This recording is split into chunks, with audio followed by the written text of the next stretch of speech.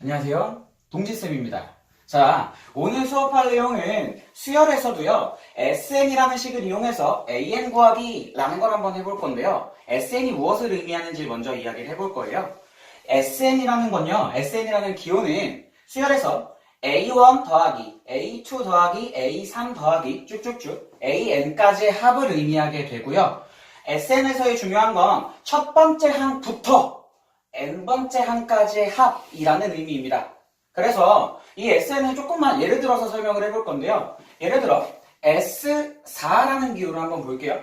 S4라는 기호는 A1 더하기, A2 더하기, A3 더하기, A4를 의미하게 됩니다. 아까 얘기했던 것처럼 첫째 항부터 네 번째 항까지의 합이죠.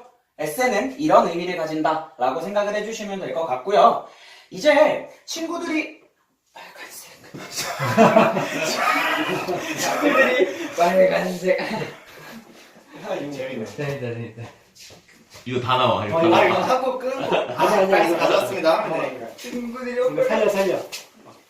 네, 자연스럽게. 빨간색이 없어서 가지고 왔어요. 자, 그럼 볼게요. 그래서 이제 친구들이 배울 건 어떤 거냐면 SN을 이용해서 AN을 구하기라고 말씀을 드렸고요. 실제로 이야기를 해보자면 SN-SN-을 통해서 AN을 구할 수 있는데요. 이 과정에서 약간 유의할 점이나 그런 신경 써야 될 부분들이 있어요. 그래서 그 부분들에 대해서 조금만 더 자세하게 설명을 해보도록 하겠습니다. 자, 일단은 유도 과정인데요. 아까 이야기 드렸던 것처럼 SN이라는 식은 첫 번째 항부터 n번째 항까지의 합을 의미한다라고 말씀드렸고요. 이번엔 SN-1을 볼 건데 SN-1은 첫 번째 항부터 n-1번째 항까지의 합입니다. 그럼 이 두 개의 식을 빼면 좌변을 SN에서 SN-1을 뺀다라는 의미를 갖게 되고요. 우변은 A1에서 A1 빼고 A2에서 A2 빼고 AN-에서 AN- 빼고 실제로 남는 건 AN만 남는다라는 걸 알 수 있습니다. 그리고 아까 말씀드렸다시피 쌤이 n이 2보다 크거나 같아야 한다라고 말씀을 드렸는데요. 그 이유에 대해서 이야기를 조금 해볼게요. 일단 2보다 크거나 같아야 된다. 쉽게 이야기하자면 1을 넣으면 안 된다 라는 의미로 해석할 수 있는데 1을 한번 넣어볼게요. 그럼 S1 빼기 S0는 A1이라고 정리가 되는데 여기서 S0에 집중을 해볼 거예요.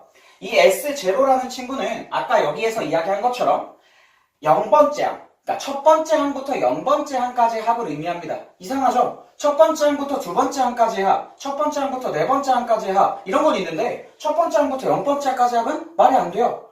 이 식은 오류가 있는 겁니다. 그렇다고 해서 2부터 넣을 수 있다. 뭐 쉽게 두 번째 항부터 구할 수 있느냐? 그건 아니고요. 여기 우리 SN이 주어지기 때문에 그 SN 자체에다 1을 집어넣게 되면 쉽게 얘기해서 S에다 1을 집어넣으면 첫 번째 항부터 첫 번째 항까지의 합, 곧 A1을 의미하게 됩니다.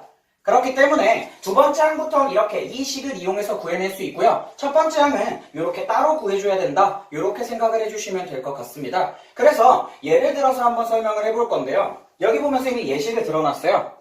SN은 n제곱 플러스 n 플러스 1, SN-1은 식을 정리하면 이렇게 됩니다. 그럼 이 두 식을 실제로 빼게 되면 AN이 튀어나오게 될 거고요.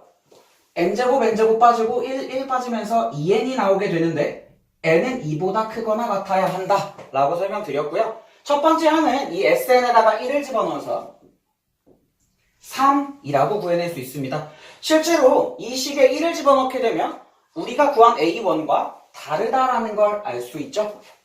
여기까지가 기본 개념 강의였고요. 요거에 대한 유형별 문제는 다음 강의에서 소개해 드릴 테니 그때 뵙겠습니다. 또!